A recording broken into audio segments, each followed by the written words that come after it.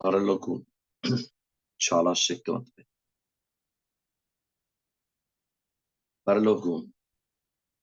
పరలోకం ముందున మా తండ్రి, మీ చిత్తము పరలోకం నెరవేర్చినట్లు భూమి అందరూ నెరవేర్చుకోండుగా. కానీ పరలోక ప్రార్థనలు మరి యేసు ప్రభువు వారి శిష్యులకు నేర్పించిన ప్రార్థన, దాంట్లో పరలోకం 3 విషయంలో ఏ విధంగా ఉంది అన్న సంగతిని ఈరోజు మనం నేర్చుకున్నాం. ఎందుకో దేవుడు పరిశుద్ధాత్మ ద్వారా ఏ కాలం బైబిల్ చదువుతున్నప్పుడు అదే జ్ఞాపకం చేస్తున్నాడు. యెషయా గ్రంథము 26వ అధ్యాయం.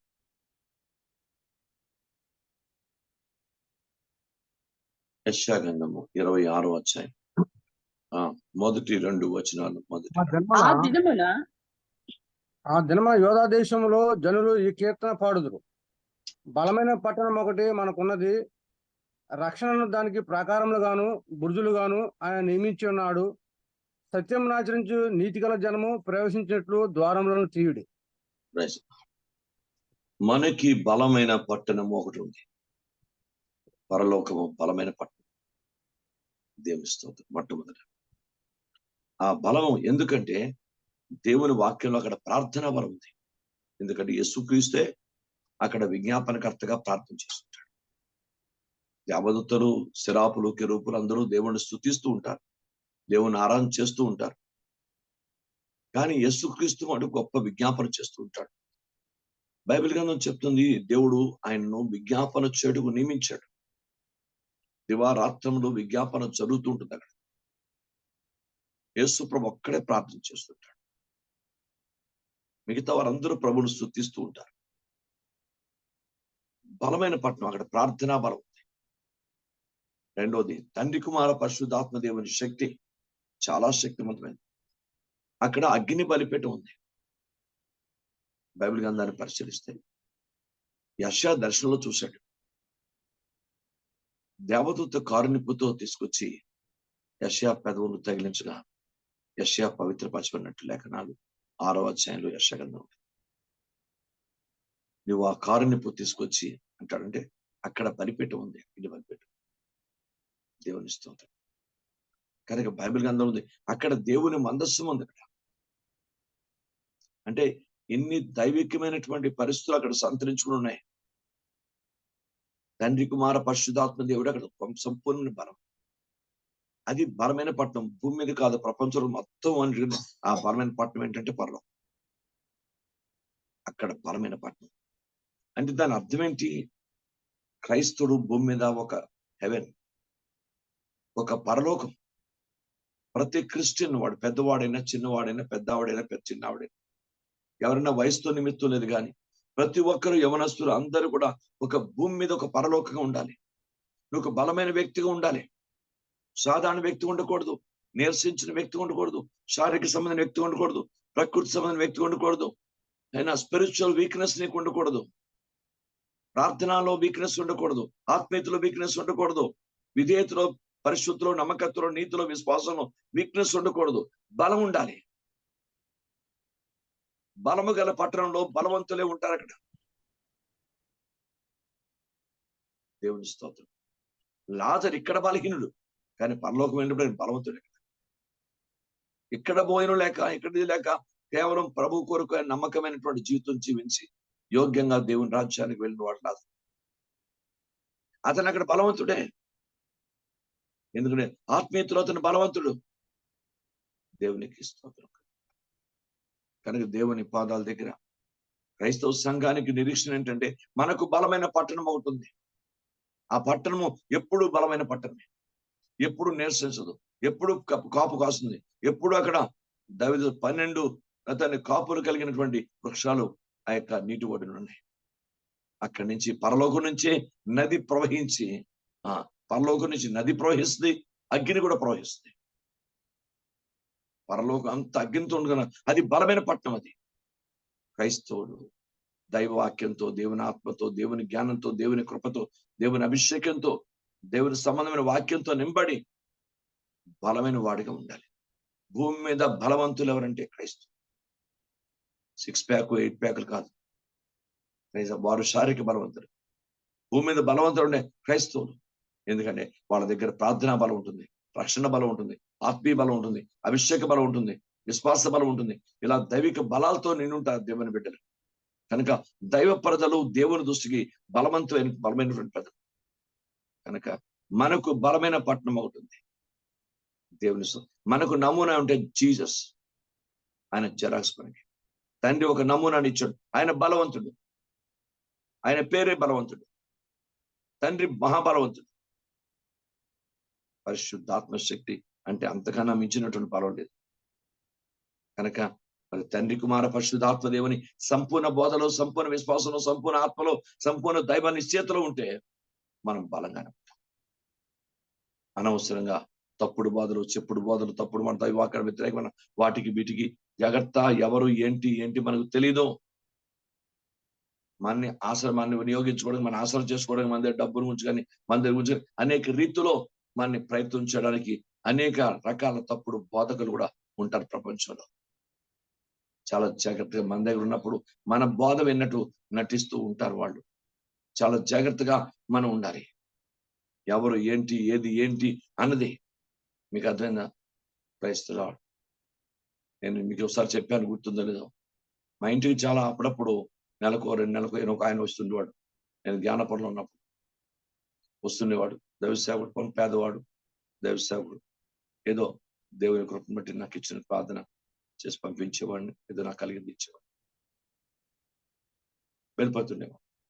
ఓసారి వచ్చి, మీకు అంచుగాల ప్రవక్తల గురించి మీకు వాక్యం చెప్తాను, మాట్లాడతాను. నాకు తెలుసు, నాకు దేవుడు ఇచ్చింది ఏదో దేవుడు ఇస్తాడు, మీరు నాకేం వచ్చి చెప్పద్దు. నాకు అర్థమైపోయింది.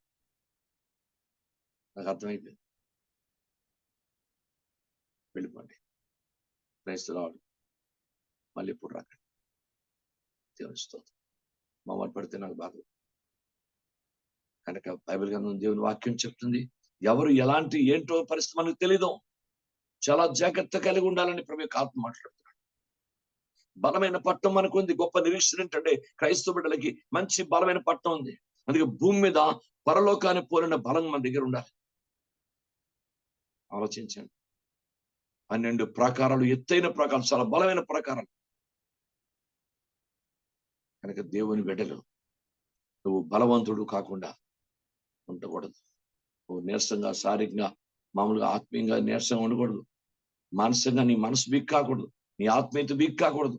అనేక మంది శరీరంలో మనకి బలహీనత ఉండొచ్చు, కానీ ఆత్మీయంగా నువ్వు వీక్ కాకూడదు. నువ్వు బలవంతుడు ఉండాలి. నీ ప్రార్థనలో బలం, నీ ఆత్మలో బలం, నీ నడవడికలో బలం, నీ జీవితంలో, నీ కుటుంబంలో దైవిక బలము సంతరించుకొని ఉండాలి. భార్య బిడ్డలు ప్రతి ఒక్కరూ అలాగే భర్త దైవ ఆత్మానుసారులుగా బలవంతులు ఉండాలి. మనకు బలమైన పట్టణం ఒకటి ఉన్నది. రక్షణ దానికి ప్రకారాలు బురుజులుగాను నియమించాడు దేవుడు. ఎంతో అందరూ వెళ్ళరట. సత్యమును ఆచరించు ప్రజలు దానిలో ప్రవేశిస్తారట. సత్యం అంటే జీసస్. యేసును అనుసరించు వాళ్ళే దాంట్లో ఉంటారు. కనుక దేవా, యేసు ప్రభువుని అనుసరించే వారుగా ఉందాం. నమ్ముకున్నాం, మంచిది, చాలా సంతోషం. కానీ అనుసరించే ఆత్మీయత నాకు మీకు కావాలి. అనుసరించే ప్రాధాన్యత నా దగ్గర, మీ దగ్గర ఉండాలి. వాక్యాన్ని అనుసరణకి బాగా ప్రాధాన్యత ఇవ్వాలి మనం. తండ్రి, అలాంటి కృపద ఇచ్చండి తండ్రి. ఇప్పుడే మా జీవితాలు ముట్టండి నాయన. మేము ఎక్కడ నిరసించిపోతున్నామో ఆత్మీయంగా, ఆ నీరసము మా దగ్గర తీసివేసి మమ్మల్ని దైవ సమాధాన బలముతో నింపండి తండ్రి. దేవునికి స్తోత్రం. వాక్యము కొండంత బలమయ్యా. వాక్యానికి మించిన బలం లేదు. ఒక్క వాక్కు ప్రపంచాన్ని సృష్టించింది. ఆకాశము కలుగునుగా అన్నాడు దేవుడు. ఒక వాక్కు ప్రపంచంలో, ఆకాశాన్ని మొత్తం ప్రపంచంలో 700 ఈ రోజు 800 కోట్ల జనాభా 256 దేశాలకు కావలసిన ప్రపంచంలో ఆకాశం అంతా ఒకే మాటతో దేవుడు సృష్టించాడు. అంటే మాటకి ఎంత బలం ఉంది. అంత బలవంతుడైన మన దేవుడు బలమైన దేవుడు. దేవుడు సర్వ సృష్టికి అందరికీ దేవుడు. ఆయన బలమైన దేవుడైన, సర్వలోకానికి దేవుడైన ఆయన బలమైన దేవుడు. కనుక బలమైన పట్ల నిరీక్షణ కలిగి మనం ఉండాలి. దేవునికి స్తోత్రం కలుగును గాక. దేవునికి మహిమ. మనకి బలమైనటువంటి ఏం లేదండి. ఇప్పుడు మనం ఒక కోర్టుకి మనం కేసు గురించి మనం ఎవరికైనా అప్పగించి ఒక లాయర్కి అప్పగించి, పర్లేదు మన లాయర్ చాలా మంచివాడు, చాలా బలవంతుడు, చాలా మంచి టాక్టిక్స్ మంచి మంచి టాక్టిక్స్ వాదిస్తాడు, ఎలా విజయం చేకూరుస్తాడు, నమ్మకం. చూసారా, మనకు మంచి డాక్టర్ ఉన్నాడు, పర్వాలేదు, మనం ఏ బలహీనతలున్నా అతను స్వస్థపరుస్తాడు అని ప్రజల్లో నమ్మకం. మన ఫ్యామిలీ డాక్టర్ మంచి డాక్టర్ అనుకుంటాం మనం. ఇలాగా ఆయనే ఫ్యామిలీ డాక్టర్, ఆయనే ఫ్యామిలీ లాయరు, ఆయనే సమస్తం, మనకు బలవంతుడు ఆయనే. దేవునికి స్తోత్రం. కనుక మొదటిది క్లుప్తంగా 3 మాటలు చెప్పి ముగిస్తాను. బలమైన పట్టణం ఉంది. ఇది ఎక్స్టెండ్ చేయాలంటే మంచి బోల్ లోపల బలం గురించి ఎన్నో సంగతులు నేర్చుకోవచ్చు మనం. దేవుని స్తోత్రం. క్లుప్తంగా చెప్తున్నాను. రెండోది హెబ్రీ గ్రంథం 11వ అధ్యాయం 10వ వచనం. హెబ్రీ గ్రంథం 11వ అధ్యాయం 10వ వచనం.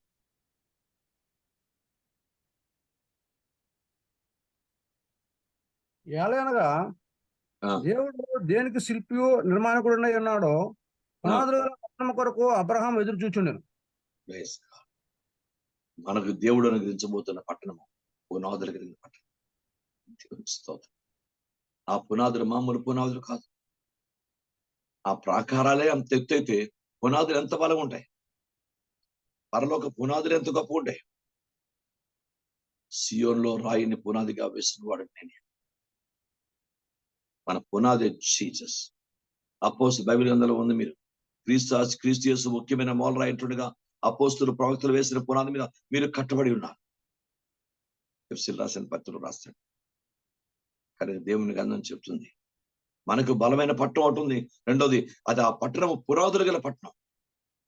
అందుకే నీతిమంతులు పునాదులు పాడైపోగా నీతిమంతులు ఏం చేయగలరు? క్రైస్తవుడికి పునాది చాలా అవసరం. మారు మనసు అనే పునాది లేకుండా అవుతాం. నేను చెప్పాను మీకు 3 మారు మనసులు కావాలండి.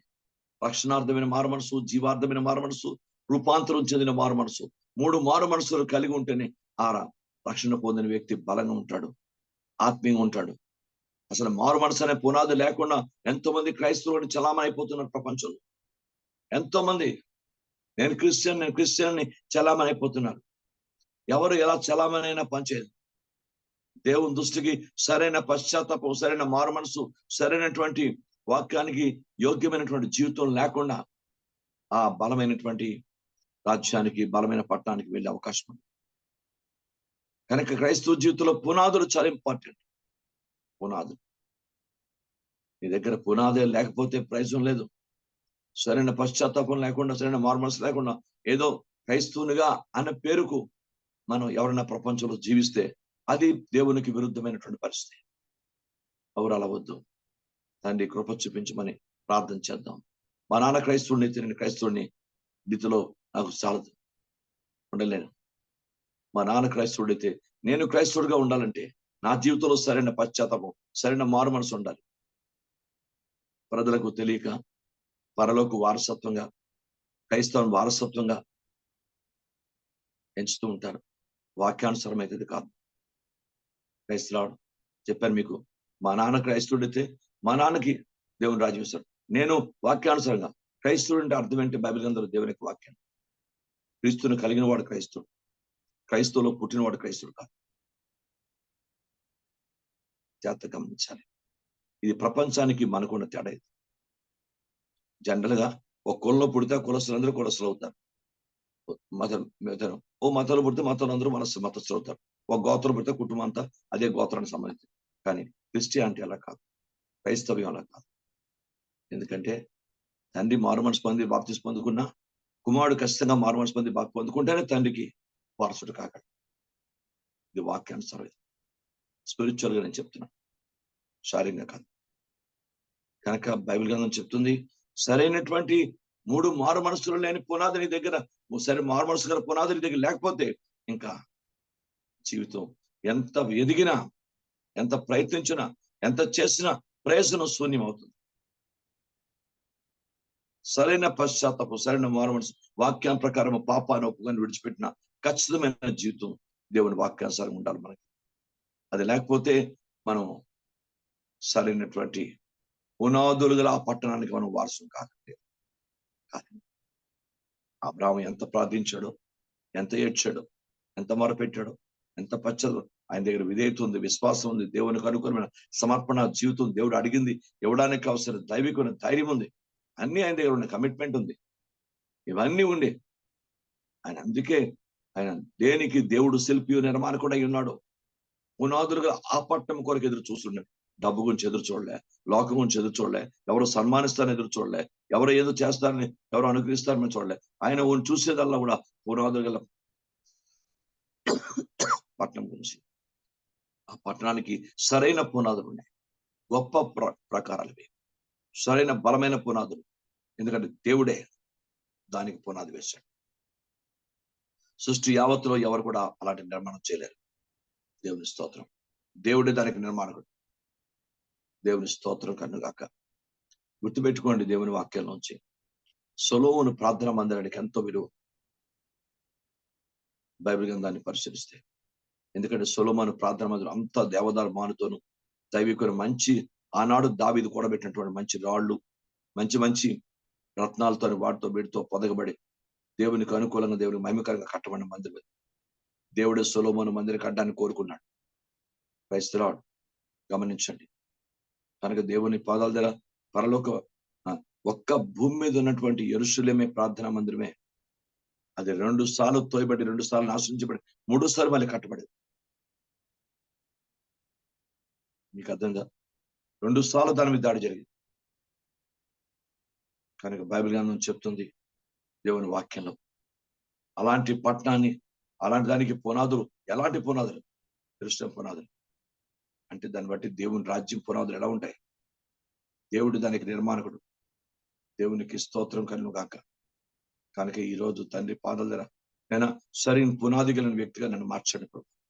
పునాది లేకుండా ఒకవేళ జీవించేస్తున్నానేమో, పునాది లేకుండా సరైన చలమని సంఘాలకి వెళుతూ వస్తూ, లేకపోతే ఏదో దేవుని బిడ్డగా ఉంటూ జీవించేస్తూ సరైన పునాది లేకుండా, సరైన పశ్చాత్తాపం లేకుండా, సరైనటువంటి అవగాహన లేకుండా, క్రిస్టియానిటీ మీద సరైన అవగాహన లేకుండా, ఏదో సంఘాన్ని వెళుతూ వచ్చేస్తూ ఏదో చెప్తున్నారు, మీరు అలా చేయండి అంటారు, చేస్తారు, మా దశభాగం ఇస్తారు, కార్యక్రమం ఇస్తారు, ఏదో వెళ్ళి వచ్చేస్తూ ఏదో పాస్టర్ గారు చెప్పారనే ఆ దీని మీద కాకూడదని నీ జీవితంలో వాక్యానుసారంగా నీ పాపాన్ని ఒప్పుకొని విడిచిపెట్టిన పరిపూర్ణ అనుభవం, 3 మారు మనసులు, రక్షణార్థమైన మారు మనసు, జీవార్థమైన మారు మనసు, పాపం అనే మరణం నుండి, బైబిల్ గ్రంథంలో ఉంది, అవిశ్వాసం మరణం నుండి, ప్రేమలేని మరణం నుండి, సంపూర్ణ మరణం నుండి, ఈ 4 మరణాల నుంచి విడిపించబడి జీవార్థమైనటువంటి మారు మనసు ఉండాలి. కంప్లీట్ గా ఏమీ లేకుండా దేవుని దగ్గరికి వెళ్ళిపోదామంటే ఇంపాసిబుల్. దేవునికి స్తోత్రం. నేను పురాతన క్రైస్తవ కుటుంబంలో పుట్టాను కనుక నేను దేవుని దగ్గరికి వెళ్ళిపోతానంటావు. తప్పకుండా నీ దగ్గర సరైన పశ్చాత్తాపం, మారు మనసు ఉండాలి. అది లేకుండా దేవుని దగ్గరికి వెళ్ళావు. నీ దగ్గర దేవుడు పునాదిని చూస్తాడు, నీ ఫౌండేషన్ సరిగా ఉందో లేదో చూస్తాడు. దాన్ని బట్టే నీ ఆత్మీయ స్థితి ఎదుగుతుంది. నువ్వు చిగురించి అభివృద్ధి పొందే స్థితిని అక్కడే దేవుడు చూస్తాడు. కనుక సరైన పశ్చాత్తాపం, సరైన మారు మనసు లేకుండా, ఆ పునాది లేకుండా దేవుని దగ్గరికి వెళ్ళడం ఇంపాసిబుల్. కనుక పునాదులు గల ఆ పట్టణం అది. రెండోది, మొదటిది బలమైన పట్టణం, రెండోది పునాదుల పట్టణం, మూడోది బైబిల్ గ్రంథాన్ని మనం పరిశీలించి చూస్తే దేవుని వాక్యంలో చూద్దాం. ప్రకటన గ్రంథం 21వ అధ్యాయం మొదటి నుండి చదవండి. అంతటా నేను క్రొత్త ఆకాశమును క్రొత్త భూమిని చూచి తిని, మొదటి భూమి గతించిపోయెను, సముద్రమును ఇంకను లేదు. మరియు ఈ నూతనమైన యెరూషలేమును, ఆ పరిశుద్ధ పట్టణము తన భర్త కొరకు అలంకరింపబడిన పెండ్లి కుమార్తె వలె సిద్ధపడి పరలోకమందున దేవుని యొద్ద నుండి దిగవచ్చును చూచి తిని. దేవునికి స్తోత్రం. అది పరిశుద్ధ పట్టణం, మామూలు పట్టణం. దేవుని స్తోత్రం. అది పరిశుద్ధ పట్టణం. మీరు బైబిల్ గ్రంథాన్ని పరిశీలించండి. అక్కడ పరిశుద్ధులు తప్ప నిషిద్ధమైనది ఎవరు కూడా చేరలేదు. నిషిద్ధమైనది ఏది కూడా అక్కడ ప్రవేశించలేదు. అక్కడ కేవలం దేవుని చేత పరిశీలించబడిన పరిశుద్ధులు మాత్రమే ఉంటారు. అది పరిశుద్ధ రాజ్యం. అది పరిశుద్ధ పట్టణం. అది దానికి తిరుగులేదు. కనుక భూమి మీద పరిశుద్ధి లేకుండా ఎవరు కూడా, స్త్రీక నరుడు పరిశుద్ధుడు కాలేడు. బైబిల్ చెప్తుంది. మనం ఎంత ఉన్నతమైన వంశంలో పుట్టినా, ఎంత ఉన్నతమైన వంశంలో మనం జన్మించినటువంటి పరిస్థితి ఉన్నా, మన జీవితంలో పరిశుద్ధత అనేది వేరే కాదు. పుట్టుకతోనే మానవుడు జన్మపాపి కర్మపాపి అని ప్రపంచంలోనే వేదాల్లోనూ లేఖనాల్లోనూ మనకి దైవంగా అన్ని విధాలు ఉంది. కనుక బైబిల్ గ్రంథం చెప్తుంది, మీకు అర్థమైందా? చిన్న విషయం కాదు. భయంకరమైనటువంటి పాపంతో శాపంతో లోకంతో ఉన్నటువంటి పరిస్థితిని, దైవ వాక్యాన్ని విరుద్ధమైన పరిస్థితి ఉన్నటువంటి వ్యక్తిని పశ్చాత్తపడి మారు మనసు పొంది సరైన రక్షణ అనుభవం లేకుండా ఉంటే గాని పరిశుద్ధుడు కాలేడు. అతని హృదయం, అతని మనస్సు, అతని ఆత్మీయత సంపూర్ణంగా పరిశుద్ధపరచబడదు. కానీ యేసు సృష్టిలో పరిశుద్ధపరచబడే శక్తి దేనికి లేదు, ఒక యేసు రక్తానికి. అది కేవలం మనుషుల్ని పరిశుద్ధపరచడానికే ఆయన రక్తం కార్చాడు. అంత రక్తం చెందించవలసిన అవసరం ఎందుకు వచ్చిందంటే, మనుషుడు పరిశుద్ధుడు కావాలంటే యేసు క్రీస్తు రక్తం ద్వారా పరిశుద్ధపరచబడాలి. మరి పరిశుద్ధపరిచే శక్తి ప్రపంచానికి లేదు, లోక క్రియలకు లేవు, లోక పరిస్థితులకు లేవు. మన పరిశుద్ధపరిచే శక్తి సర్వశక్తులు దేవునికి, ఆయన వాక్యానికి, ఆయన రక్తానికే మనకు ఉంది. కనుక అది పరిశుద్ధ పట్టణం. అది పరిశుద్ధులు తప్ప ఎవరు దానిలో ప్రవేశించడానికి అవకాశం లేదు. అవి రికమెండేషన్లతో ఉండే కాదు, ఎవరో ఏదో చెప్తే అక్కడ వెళ్ళడానికి కాదు. అది పరిశుద్ధం. ఖచ్చితంగా పరిశుద్ధులు కడ వరకు తమ పరిశుద్ధాన్ని కొనసాగించుకోవాలి. అందుకే జీవిత ఆరంభం అందంగా ఉంటుంది, చాలా బాగుంటుంది. కానీ జీవిత అంత్యం ఎలా ఉంటుంది గమనించాలి. మన పూర్వీకులైన రాజులు, మన పూర్వీకులైనటువంటి వ్యక్తులు ఎంతో మంది, మీకు అర్థమైందా? ఇస్కరియోతు యూదా ప్రారంభం గొప్ప అద్భుతమైన ప్రారంభం. దేవుడు యేసుక్రీస్తు పిలుపుతో అపోస్తులుగా పిలువబడి ఎంతో మంచి ఉన్నతమైన పరిస్థితి ఉండవస్తున్నాడు. కానీ అతని అంతం చూస్తే ఉరి వేసుకుని చనిపోయినటువంటి పరిస్థితి ఏర్పడింది.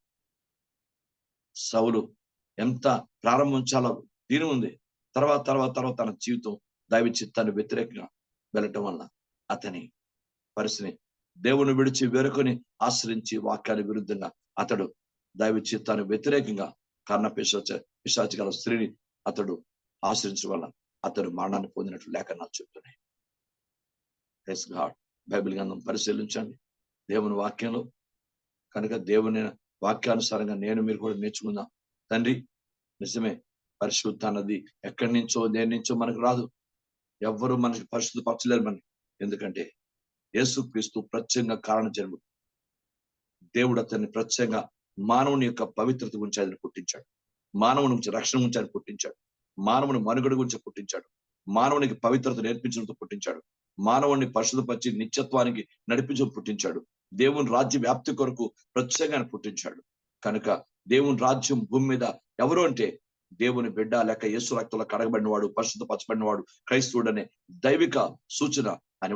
అందుకే నేను యెహోవా నాకు ఇచ్చిన పిల్లలు సియోను కొండ మీద యెహోవా మహత్కారములకు సూచనగా ఉన్నామని లేఖనాలు యెషయా 8:18 రాయబడి. కనుక బైబిల్ గ్రంథం చెప్తుంది, క్రీస్తు పరిశుద్ధకు సూచన ఉంటే క్రైస్తవ్యం, క్రీస్తువు దేవుని బిడ్డలు. కనుక భూమి మీద పరిశుద్ధత కొనసాగించుకోకుండా, భూమి మీద పవిత్రత లేకుండా ఎవరు దేవుని దగ్గరికి వెళ్ళడం అసంభవం, ఇంపాసిబుల్. భూమి మీద దైవికమైన ధనవంతులుగా ఉంటే తప్ప శారీరకమైన ధనవంతులు కూడా జాగ్రత్త గమనించండి. భూమి మీద దైవిక ధనవంతులు కావాలి అంటే ప్రార్థన, వాక్యము, ఆరాధన, విశ్వాసం, ప్రేమ, పరిశుద్ధ, అభిషేకము, దేవుని కృప, వీటిలో ధనవంతులైతే తప్ప నిత్యత్వానికి వెళ్ళడం కూడా కష్టమే. కనుక ఎవ్వరు శారీరకమైన పరిస్థితిగా ఆలోచించడానికి లేదు. మనకు పరిశుద్ధమైన పట్టణం ఉంటుంది, అది నిత్యమైన పట్టణం, అది దేవుని రాజ్యం. ఆ పరిశుద్ధుల భూమి మీద ఆ దైవిక పరిశుద్ధులే వాళ్ళకి వెళ్తారు. అందుకే యేసు రక్తంలో, యేసు యొక్క వాక్యం ద్వారా, యేసు ఆత్మ ద్వారా మనం పవిత్రపరచబడతాం. ఈ మూడింటిని కలిగి ఉన్న సహవాసంలో మనం ఉంటే మనం పవిత్రపరచబడతాం. కనుక పరిశుద్ధ పట్టణం అది మామూలు పట్టణం కాదు, అది ప్రభు కొరకు అలంకరణ సౌందర్యవంతమైన పట్టణం. అది దేవునికి స్తోత్రం. అది మామూలు పట్టణం కాదు. 12 ప్రాకారాలు చాలా ఎత్తైనవి, 12 పునాదులు చాలా శక్తివంతమైనవి, 12 యొక్క నేను గుమ్మాలు కూడా ఆయన 12 ముత్యాలతోనూ, దాని దైవికమైన నానా విధమైన 12 రత్నాలతోనూ పొదిగించబడ్డాయి. అంత సౌందర్య పట్టణం అది క్రైస్తవుడు, మామూలు పట్టణం. అందుకే క్రైస్తవుడు భూమి మీద మనం ఎంత మనకి అందం లేకపోయినా, పర్సనాలిటీ లేకపోయినా, దైవిక సౌందర్యం, ఆత్మ సౌందర్యం కలిగి ఉండి, ఆత్మ మన ప్రార్థనలో సౌందర్యం, మన ఆత్మీయతలో సౌందర్యం, మన అభిషేకంలో సౌందర్యం, మన మాటలో సౌందర్యం, మన విశ్వాసంలో సౌందర్యం, ఆ దైవిక సౌందర్యాన్ని కలిగి ఉంటే తప్ప నిత్యమైన బలమైన పట్టణానికి, ఆ దైవికమైన పునాదుల పట్టణానికి, లేక ఆ దైవికమైన పరిశుద్ధ పట్టణానికి వెళ్ళడం అసంభవం అవుతుంది. కనుక మనకి దేవుడు అనుగ్రహించబోతున్న పట్టణం అంటే అది పరిశుద్ధ పట్టణం. దేవునికి స్తోత్రం. కనుక ఎక్కడ మనం తొట్టిల్లిపోకుండా జాగ్రత్త పడి మన పరిశుద్ధను మనం కొనసాగించి మనం దేవుని రాజ్యంలో వెళ్ళడానికి, మనకు దేవుడు అనుగ్రహించబోతున్న పట్టణము ఎంత గొప్పదో దాని విశేషత నేర్చుకుంటే అప్పుడు మనం చూడండి, ఇప్పుడు మనం యెరూషలేము చాలా గొప్పది, అక్కడ గొప్ప గొప్ప అద్భుతమైన విషయాలు ఉన్నాయి. యేసుప్రభువు వారు ఆయన కార్యాలు చేసినవి, ఆయన పుట్టిన ప్రాంతాలు, ఆయన పునరుత్థానం తిరిగి లేచినటువంటి ప్రాంతాలు, ఇవన్నీ కూడా యెరూషలేము చుట్టుపక్కల ప్రాంతాలు ఇవన్నీ కూడా ఉన్నాయి. దానికి వెళ్ళడానికి ప్రజలు ఆసక్తి చూపుతున్నారు.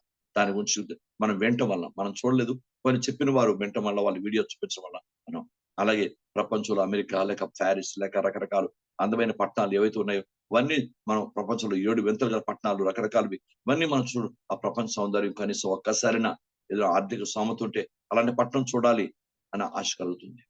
దాని గురించి అవగాహన లేకుండా ఏదో అన్నట్టు వెళ్ళిపోలేదు.